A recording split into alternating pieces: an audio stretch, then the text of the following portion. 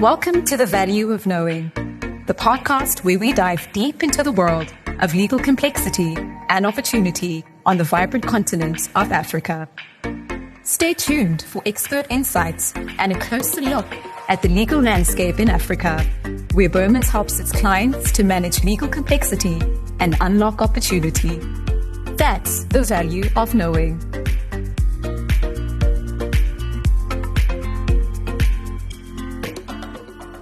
Welcome to this Bowmans podcast, which is being recorded ahead of the 2025 Mining Indaba, where we anticipate that, once again, sustainability will be an important topic.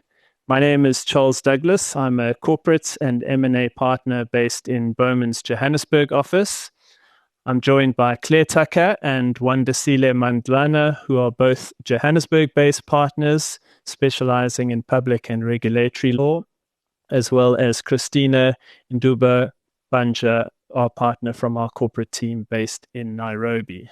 Claire, let's start with the inevitable question. What impact do you think the second Trump administration might have on sustainability in the mining sector? I think that sustainability obviously covers a wide range of themes and a wide range of applications.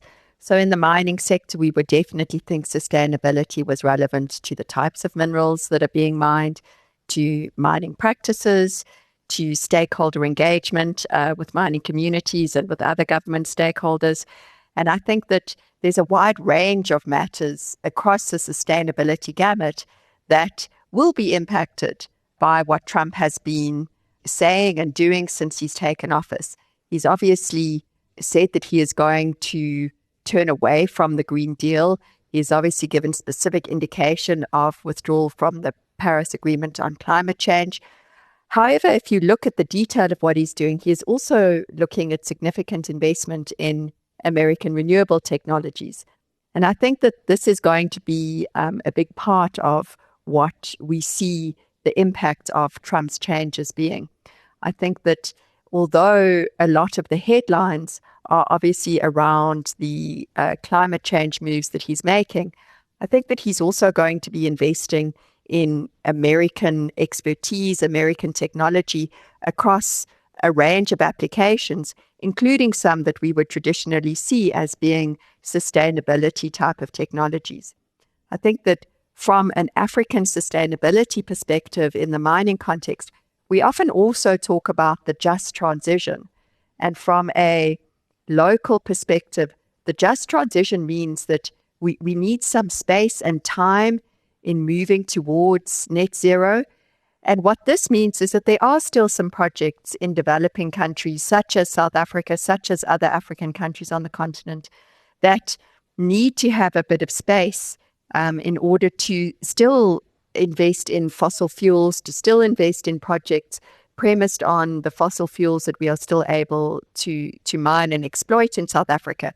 So when we talk about the types of minerals that Trump's Green New Deal may impact on, it may in fact give us a little bit of opportunity to have conversations with banks. We've seen some of the banks already saying that they're going to allow a broader range of fossil fuel projects, some of the American banks, than has been allowed previously. And this may in fact pose a bit of an opportunity for us, as long as obviously we're able to undertake those fossil fuel projects within the broader sustainability context, considering how we go about doing it and how it fits into our just environmental transition.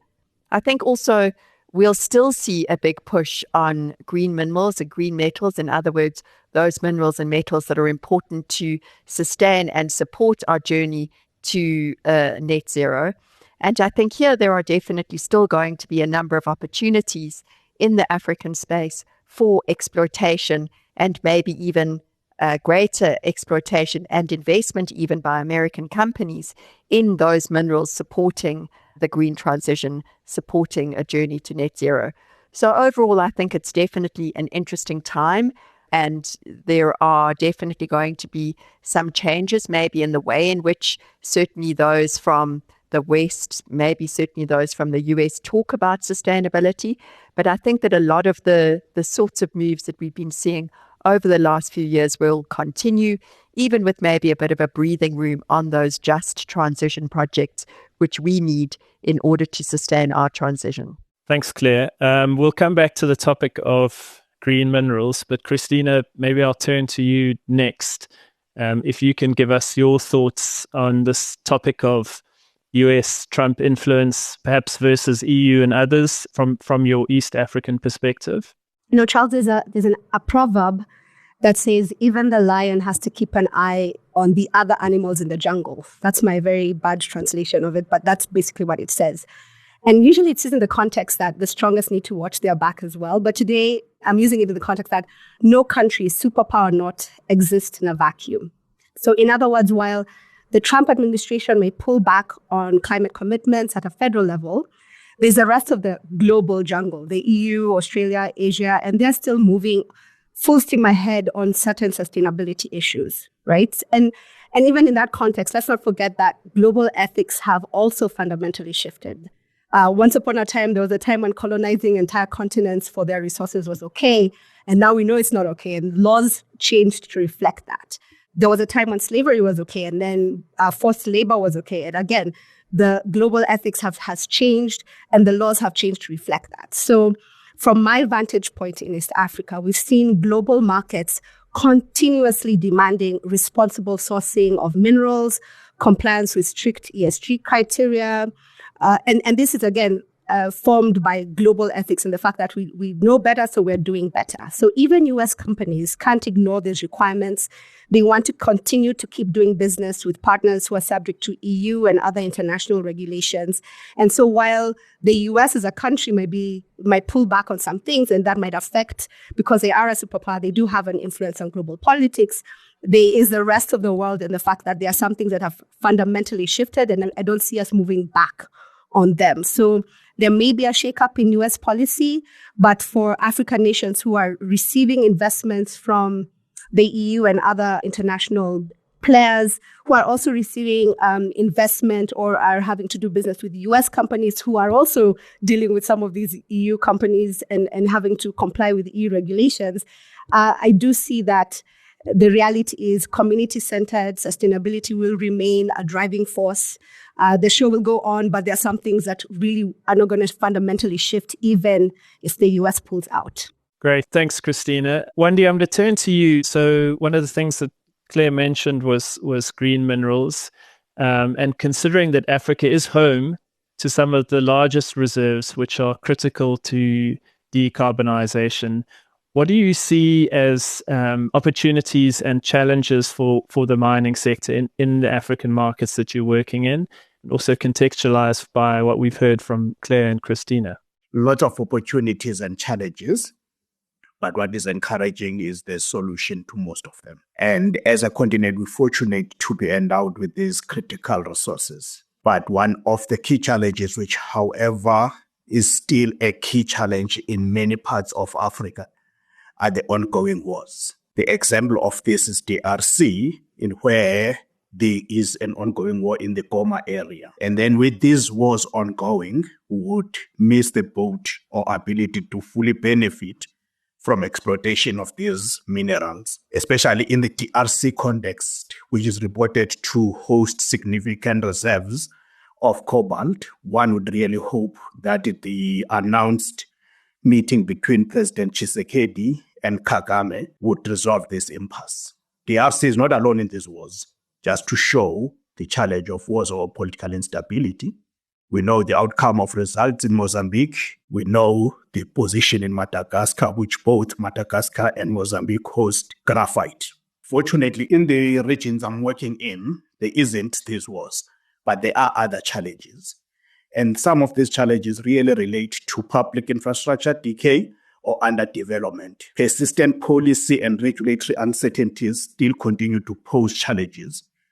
And the Fraser Institute continuously report this and note how it impairs these jurisdictions in their investment attractiveness. Notwithstanding all these challenges, it is encouraging to see that as a continent, we're tackling these problems and facing them head on. As a result, critical boom or cycle presents further opportunities to the continent, which is part of, and I think Christina did mention part of it, that it was okay at some point to colonize continents for their resources.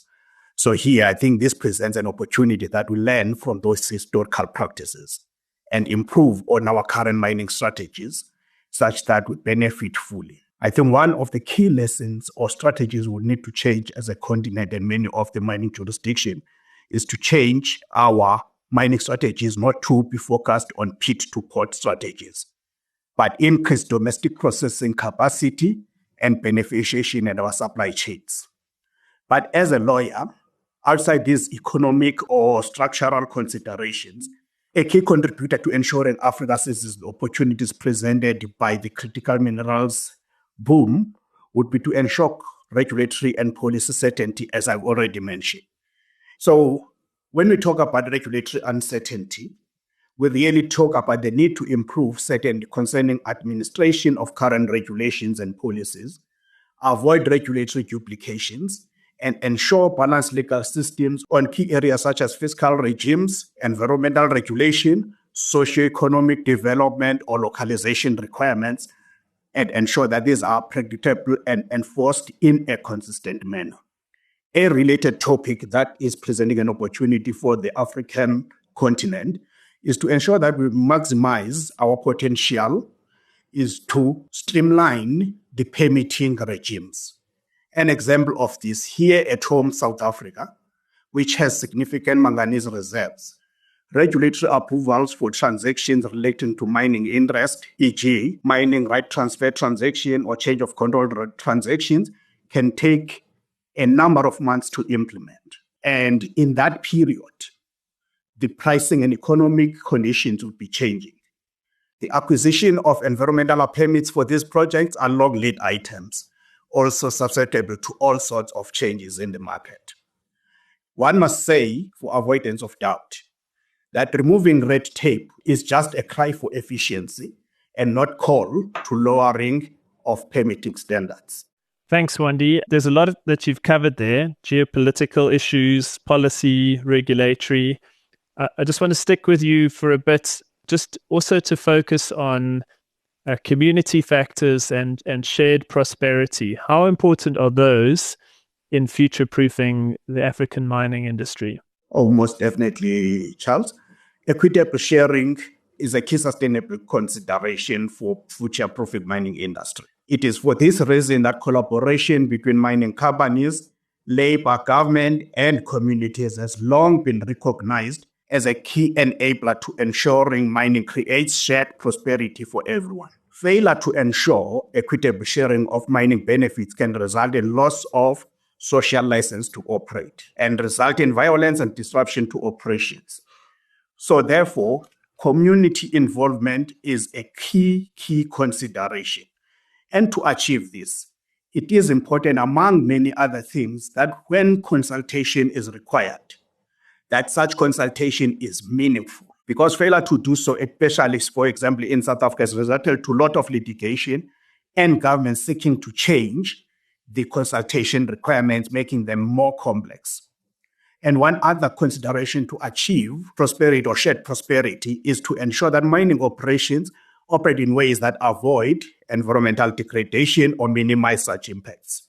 The tendency sometimes is to simply rely on regulatory mechanisms, and those alone are usually not sufficient, because if the operations pollute a community water source or involves excessive obstruction of water, disruption to supply to communities, those communities can protest. So what we really want says is community development to be successful needs to be based on equitable social development. Great. Thanks, Wandi. Christina, I'm sure some of those topics that Wandi has raised in the context of shared prosperity are similarly viewed in your part of the world, but perhaps you can add any additional thoughts you have. Yes. So in Kenya, I think we've taken community engagement and shared prosperity to a whole new level, especially in the mining context. So for example, our Mining Act requires that you can't even apply for a mining license without first getting individual consent from every landowner in the area. So that's, again, great for inclusivity. I think there was some great thinking behind it because that's actually ensuring that there is some sort of prior informed consent in the community that surrounds the operation before you start. But there's the but, which is, it can also prove to be impractical. You can imagine it's kind of like planning a wedding and having to get a veto from every distant cousin.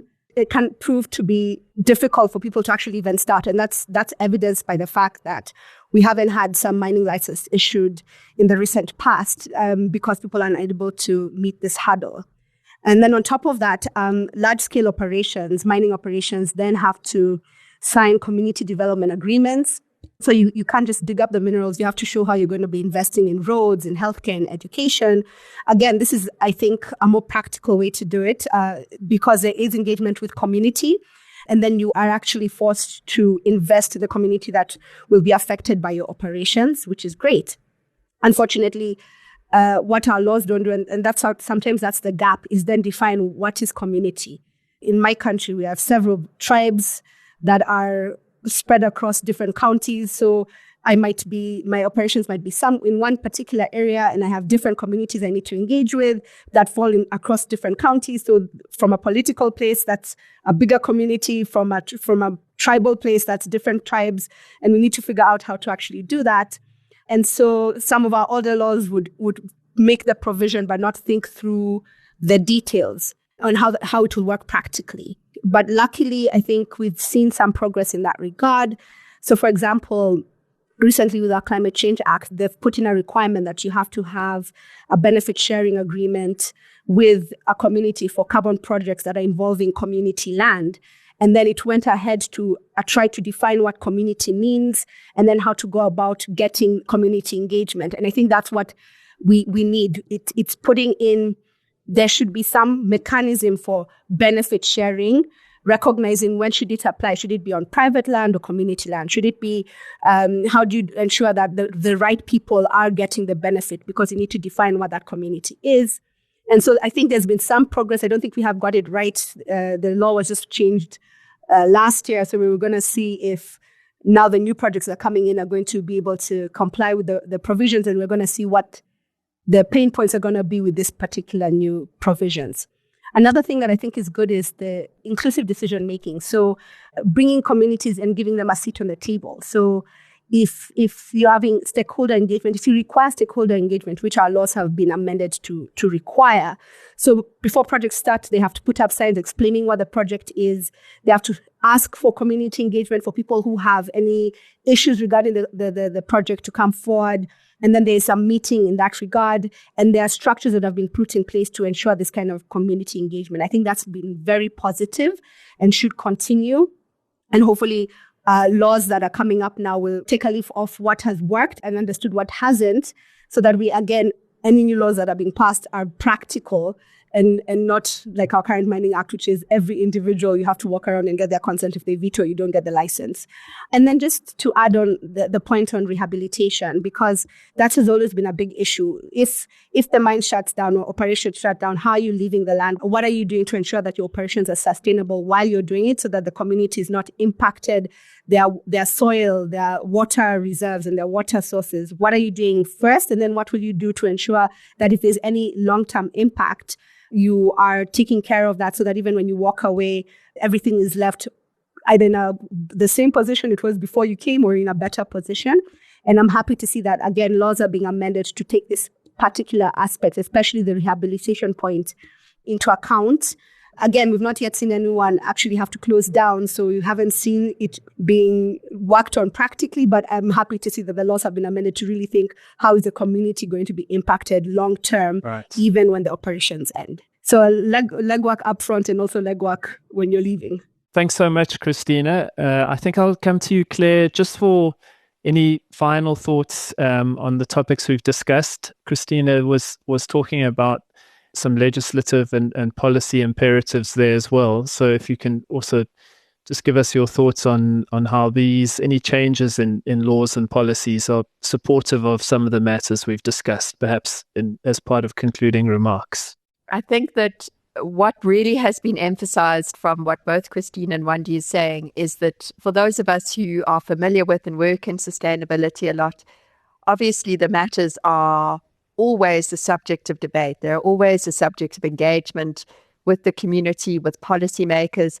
And I think that we should all see the moves that Trump has made and his rejection of the Green New Deal in that context. We know that there is always contestation around what is in fact sustainable, both economically and environmentally, and from a sustained policy perspective. And I think that it's actually a great opportunity for all of us to re-examine what really does lie at the heart of sustainable mining, and how we can all really make a contribution in the efforts that we do in the mining space to ensure longevity in the projects that we're involved in, and to ensure a sustainable and prosperous impact on the economies that we're in. So I definitely think that there's a lot to do, and there's certainly going to be many interesting debates that happen in the space over the course of the next few years. So that certainly is my take on it. Great. Thanks so much, Claire. And with that, many thanks to you, Christina and Wandisile, for your thoughts. I think indeed an interesting year ahead for mining and a critical time for sustainability. And we at Bowmans will certainly continue to watch the developments closely. And thanks very much for listening to our podcast. If you would like to get in touch or find out more about Bowmans, please visit bowmanslaw.com.